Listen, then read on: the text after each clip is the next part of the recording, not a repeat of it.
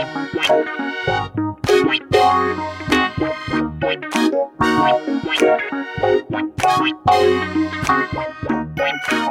to have everyone here at Einstein's Eyes, our growing YouTube channel. I'm Carl Rosen, oculoplastics, neuro-ophthalmology, Anchorage, Alaska for 3 decades with my friend and co-host, former resident at Einstein, Albert Einstein College of Medicine during our ophthalmology residency, John. Hi, everybody. I'm John Ditkoff. I'm a general ophthalmologist specializing in cornea. And we've been doing this channel for a few years and really enjoying it. And we're breaking out a little bit. I mean, today we really kind of thought that it'd be interesting to hear from someone who is in a different industry, but you're going to see how it does relate to medical care and medical issues.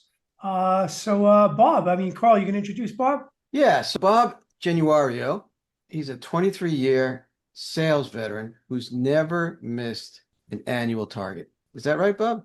Yes, sir. Wow. That's impressive. So he sold everything from elevators to enterprise services. We've invited Bob to bring that wisdom to us at Einstein's Eyes. I guess the first question I would have for you, Bob, is, so what qualities do you think you possess that brought you into the industry, but it's also helped you succeed? Well, first, I just want to say thank you for having me on your show, gentlemen. I'm a big fan, and it's an honor to be here. So to answer your question, the qualities that I possessed when I first started is desperation. I didn't know how to sing or dance. I was, if you go back to the early 2000s, I was a 22-year-old college kid who was going to marry, the young lady he fell in love with, and that's my wife, Leah, of close to 25 years now. And I needed a job, and I can't go live with her parents, can't go live with my parents, and I don't know how to sing or dance. So the only thing that was available to me at the time was sales. And I have to tell you, I was terrible at it when I first started, absolutely terrible. But there's no other place to go but up. And, I began a journey of learning. I began a journey of trying and failing and continuing on and persevering. So, if you want to talk about those rookie years, that's all that they were. I guess obviously perseverance is a big quality, but what do you think changed? I mean, what said to you, hey, what do I need to do to be good at this? And we're not going to get into techniques. I mean, I'm just saying personality. It's fine. Sure. So I'll tell you a quick story. I'll tell you guys a quick story you might enjoy. So my father-in-law, Dan Steenstra, is a very successful executive recruiter, and he places salespeople. So I had that advantage. And I went to college on the North Shore of Massachusetts. It's like a suburb of New Jersey where I am now, only it's on the North Shore up by Salem, Mass. I went on an interview. I was about to graduate college, and with this big executive search firm. I forget the guy's name. I think his name was Bob Stocker, but he was part of the Sales Consultants Management Recruiters International Company, for those of you that might have heard of them. And he sits me down, and he interviews me. This is the owner. He took the time. He did my father-in-law a favor. And literally, I was like out of my league from the moment I sat down with this guy. But, I guess he had a need for new hires. I don't exactly know what that need is to this day. But he said, Bob, why do you want to work here? So I said, I want to make a lot of money, because that's what my father-in-law told me to say. So I said that. He says, well, you can make a lot of money anywhere. Why do you want to work here? I said, I heard it's a great company and it's a great product. He wasn't buying it. He said, what sales training have you done? I said, well, I did a sales internship. He says, well, that's good. But what sales training have you done? I don't think I've done specific sales training, but I am a communications major. And he's like, no. So now I decided to talk my way out of it. I say, you know what? I am good at talking to people. And I have found that either you have that or you don't. He interrupts me. He says, young man, we don't believe that here.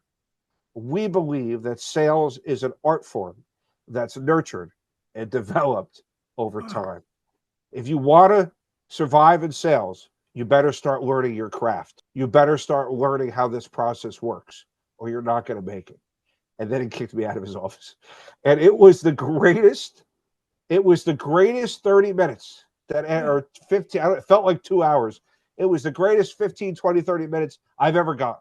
And so from that moment on, I remember the first sales book I read was the 30-second, I think, what was it? The 1 Minute Salesman. 1 Minute Salesman. I forgot who wrote it. And the first sales book I ever read was just take a minute and think about your prospect's perspective instead of your own selfish perspective. And that's what began my journey of trying, failing, learning, persevering. I won't do that twice. I'll try something different. Once you come out of your rookie years, which in sales is your first 5 years, you'll be surprised what you have picked up if you stick with it. And if you learn your craft. One of the things, I mean, Bob and I know each other very well, and we talk a lot. That's how we brought him on the channel. And I know Bob is a very hardworking, intense person. That I can tell you guys. So how do you deal with the ups and downs? Because I know for me, I grew up in a household where, to me, sales was very scary. Like having good month, bad month, good quarter, bad quarter. That would be terrifying to me. That's one of the reasons I was terrified enough to study hard and go to medical school. How do you deal with, and what would you recommend to other people out there that are in careers where there's a lot of highs and lows? Well, what are the suggestions you have? Sure. So, I'm in that situation right now. Well, not only am I, I haven't been an individual producer for a decade, right? So I moved up to sales leadership so I could talk to you about, more of a sales manager's perspective. Sure. But my oldest son, Lucas, who is a sophomore in college, wants to follow my footsteps. My youngest son is going to go into the IT world. But my oldest son, Lucas, and his name's Andy, by the way, but my oldest son, Lucas, is asking the same questions. And so here's what I would say. It's life with a quota, right? Let's be honest. If you don't hit your quota, you will get fired and you will go home and tell your family and your spouse, guess what happened today, honey? I got fired, right? And health benefits stop. The salary stops. Everything stops. And so you live with that over you all the time. Let me tell you the secret. The secret is this. There's a couple things I would say. You need to develop a sales process that you're confident in and that works. And you can able to tell yourself in your heart of hearts, when it's 3 a.m., I know that my process works. When I work hard and apply it, I'm going to make it. And if I don't make it, I'm going to move on and find a new sales job, right? So that's what you tell yourself. Process overrides pressure. Work ethic creates a safety net, right? And so that's how you deal with that stress. Now we could talk about, John, if you want to talk about what happens when you do that and it's still not working. We could talk about all these, what are the health side effects, because I've lived it, of it when stuff's not working out, right? So we could talk about that, but that's what you say. I'm curious, like the companies you've been with, did any of them, let alone a percentage, offer psychological counseling, something that supports this aspect of the career? They do. Most of the places that I've worked offers counseling through the through the health plan. Great. So you can call a counselor, even where I am now, my salespeople where we are now, American Express had it. I'm not sure back in when I first, the first company I was with, Handy Lift, I was with there for, I don't think that they had something like that, but any larger serious company has those things because they don't want their employees going to a place where they might hurt themselves or others. I don't have to tell you guys, Maya's mental health awareness group. As a team leader, right, I always bring that up to my team. Guys, it's May. We're not here to save the whales. This isn't your life, right? This job is not your life. Okay, so whether you do great or you don't do great, this does not determine who you are as a person, your success in life. It's just a single job, and let's just make it that. Team leader, that's important for you. You make sure that you say that to your team. I do. And when I'm talking individually, it's like, look, we're not doing eye surgery here, John. We're not cutting so much chest open here, right? So we are here to help with a particular product and or service. And maybe we're not a fit. And if we're not a fit, we're going to move on. And we're going to tell them, you're not a fit. I'm going to go sell somebody else who is a fit. Now there's behaviors that we have that will create a culture where you are not desperate. Desperation kills sales. We'll talk more about that, but Yeah, I've I mean, I found think that's. those But strategies work. I think it's enlightening. Carl, I mean, I don't know about your perspective, but that's somewhat surprising to me that in your companies they really encourage and that you make a big deal out of it. I think it's awesome news from my perspective. I guess I always thought of it as like it's not even discussed, but I think it's really good to hear that. Carl, you as surprised as me to hear that? I do understand that desperation point. You don't want to look desperate at anything. That includes dating. That includes when you're speaking to a patient about surgery. I think patients react better when you're more nonchalant or you don't seem aggressive. You just lay out the facts and you allow them to make the decision. Using that as a springboard, Bob, what's your leadership style? How do you convey the message to your team, to a new hire? How do you advise them? How do you instruct them? How do you guide them along the sales process? And what's the path Yep. to from the beginning to getting a contract, a letter of intent? How does that work? Can you spell it out for our audience? Well, sure. Here's what I would start. You guys have heard of Zig Ziglar? Have you guys heard of Yeah. Zig Ziglar? Familiar. Yeah.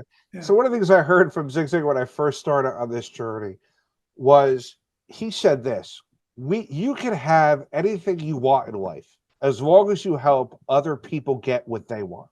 All right. Let me say that again. You can have everything you want in life as long as you help other people get what they want. If you remember, Leonardo DiCaprio had that video, The Wolf of Wall Street, right? Yeah. And if you've ever seen that movie, which is it's very entertaining, right? Yeah. But they're making cold calls and they're getting interest from prospects on speakerphone. And they're giving, while they're selling the prospect, they're giving the bird, they're flipping off with their middle finger, the prospect can't see it because he's on speakerphone. And this seems fun and entertaining and thrilling. It is death on a stick. It is the absolute wrong way. Prospects will sense that a mile away. You need to ask yourself, who can I help today? I remember when I was at HandyLift, when I'm in my 20s, I hit a terrible slump. I had nothing to close, no one to talk to. It was like, how did it come to this? How did things get so bad? Right. And so I said, okay, I'm going to ask myself a single question. Who can I help today? I started picking up the phone. Hey, I'm with HandyLift. We specialize in wheelchair lifts and residential elevators. Not sure if you're working on any jobs, but we offer design help, and I'd love to help you at no cost. And I just kept calling with that. And you'd be surprised what you'll find when you have that mentality and you're proactive. And I would say this, Carl, in terms of being successful, without laying out my exact process, because I know my competitors might listen. I can't give them that information. A lot of times, people in sales confuse relationship management with sales. You may do it. You guys are doctors. You may do that. Okay. Sales is not relationship management, although building relationships is a critical piece. But we're not in charge of retention, customer service, account growth. Those are things related to client managers. If you want to be a client manager, you should be a client manager, which is the problem with a lot of failing salespeople. They should be relationship managers. They don't want the stress of sales. They want to be given a book of business, and they want to retain that business and grow that business. Sales, in my opinion, is new stakes in the ground. If you work on my team or with me, we hunt for new business, new relationships. We'll nurture those relationships. We'll work those relationships for 40 days, 100 days, 300 days plus. We'll go visit them 5 times and we'll do all the right things that we have to do. But once that deal is signed, Carl, to answer your question, we're going to do a very smooth handoff to our operations teams and our relationship management teams. And then we're going to go sell somebody else. So I would make those distinctions, although your question was wide open. So I hope that answers it. That is interesting though. And it is different than medicine because I think we're more client retention. I think a little bit of sales for sure. I mean, when I see a patient, every time I see a patient, especially new patient, I'm selling myself.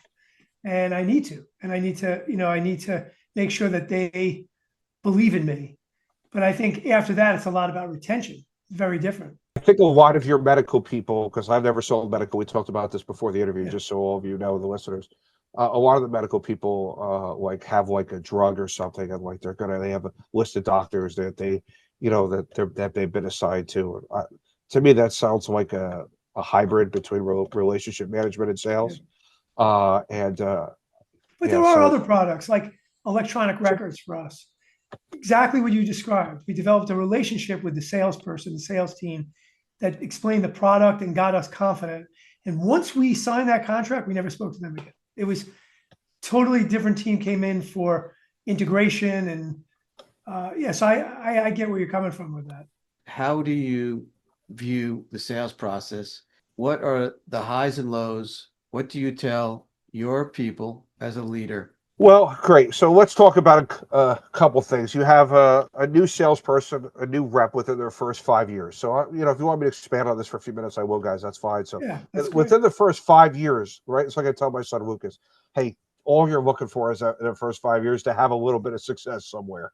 That should be like your main objective in the first 24, 36 months, right? As you grow out of that, you should begin to become a lot more confident with the process. And the first thing a salesperson needs to learn, right, is how to do the homework, how to do the research, how to use Salesforce.com, which is like a CRM. From there, they need to learn how to make cold calls. Yeah. With a third, I just gave you an example of a 30-second commercial, right? Of you call up every 30-second commercial, you're asking for time. And you need to be able to make the calls. A lot of salespeople say they make a lot more calls than what they actually do. When you go to make cold calls, Carl, your head, you talk about psychology or health, your brain will start telling you crazy things. All your emotions don't want to get rejected because rejection can be harsh, Yeah.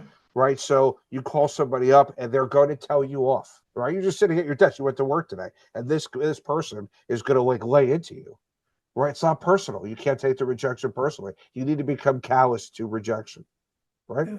You need to be able to get into a prospect. You need to qualify them and generate interest. You need to build a relationship, ideally by going to see them. And you need to tell your story about why you have a superior product service. And along the way, you are building comfort, generating interest, and you're really going to qualify out the prospects that are too small or they're like a red herring. Like they're saying crazy stuff to you, like, "Oh, one day I'll do this, one day I'll do that." You'll know a red herring when you hear it. And as you get through that process, you're going to get to the point where you're submitting agreements. You're going to review those agreements with them until you get to yes. The number one way that you can create safety and security is to keep repeating this process. So you're not dependent on one or two things. You have 5, 10, 15 different opportunities that are in your quote unquote pipeline. That's what I would say. But to go take it a step further, rookies need to learn that process. But then I would say as a leader, there's two types of, and having lived it, there's two types of people, really three types of people out there. You have the reps that aren't going to make it no matter what you do. You have the reps that are making it and they're solid contributors and they're valuable. And then you have your superstars. So if you're as an individual producer, will probably be in all three of those camps at any one point during your career, especially if you look at a career. If you stick with sales, it's going to be 40 years or something, right? So when you think about it, I've got 25 years left of work life left. I'm by far close to home here, right?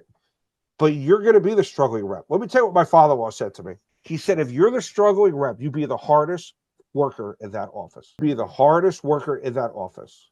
And you're going to get a lot more leeway when you're the hardest worker. But if it's not working, you should, as a leader, you should give that person the gift of moving them on and let them go find their next sales opportunity where they are going to be successful. We have the advantage of of getting another sales job. So as individual producers, salespeople, John, if you fired your head of whatever, if you hired somebody with a very big specialty for eye care, right? And that person costs a couple $100,000 and they didn't do a good job, and then you fire them. Like, I don't know how many jobs are out there for somebody with a specialty. You tell me. Salespeople, we're a dime a dozen. I have fired the worst salespeople, the worst. They found jobs 2-3 weeks later. Interesting. So it's better to move them on. Now you have your solid producers, right? Which are going to want to grow and nurture and equip and encourage. And they have the opportunity by maybe working 10% harder, they can produce 20% more. So that's my job, is to help them make more money. And then you have your superstars. Now you think, well, the superstars are in the best place, and they usually are when they're in that status. one of the things that American Express did, I remember I was an individual contributor, and I don't say this to be braggadocious because I'm on the show. That's not, just for those listening, it's not my way. We went to Chicago once, and they gave out awards. There was like 100 of us, and there was like 6 awards. They gave them all to me and one other guy. This guy Hiram and myself, and it was a high for me. I got to be 34 years old, right, when they did this. 30, actually might have been 32, just out of my 20s, right? Now I started making real money for the first time, which my family's noticing, my little kids, everybody's noticing this. And this is before we met, John. So now I'm at the top of the mountain. Well, it's a lot easier to get to the top than it is to stay at the top. Because what Amex is going to do is this, and I'm not poo-pooing it. They're going to raise my target by 20%. Yeah. And they're going to say, your boss will talk to you like this. Hey, Bob, you're a big producer here. You're a superstar. You're a future leader. You don't want to lose that. So next year, you got to make sure that you did what you did plus a 20%. And then it happens again and again. So now the health ramifications come in. You think, especially when you're in your early 30s, you have something to lose here. I can't lose this. American Express. I tell people work for American Express, my chest stands a little bit stronger. I don't want to tell my wife I'm going to lose the money that I'm making, or I don't want to lose what I have. But what will people think of me? And now I start to maybe I start to do unhealthy things due to stress. Yeah. Right now, what always reined me in, and I'm not hiding anything, nor do I have an agenda, but I'm a Christian. If I wasn't a Christian, I don't know what I would have fell into, because those were extremely stressful years.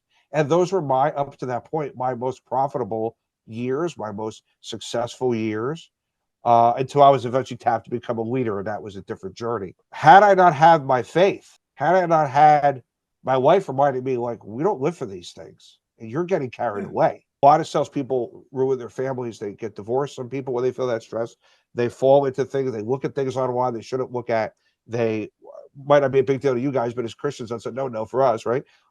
They develop extramarital relationships. They blow their families up. They blow their homes up.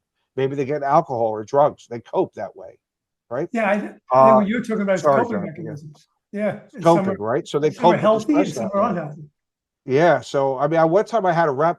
He was awesome. He was 250% of his rookie target. And I'm like, you are a superstar. And I put his name up. It was the worst thing I ever told this guy.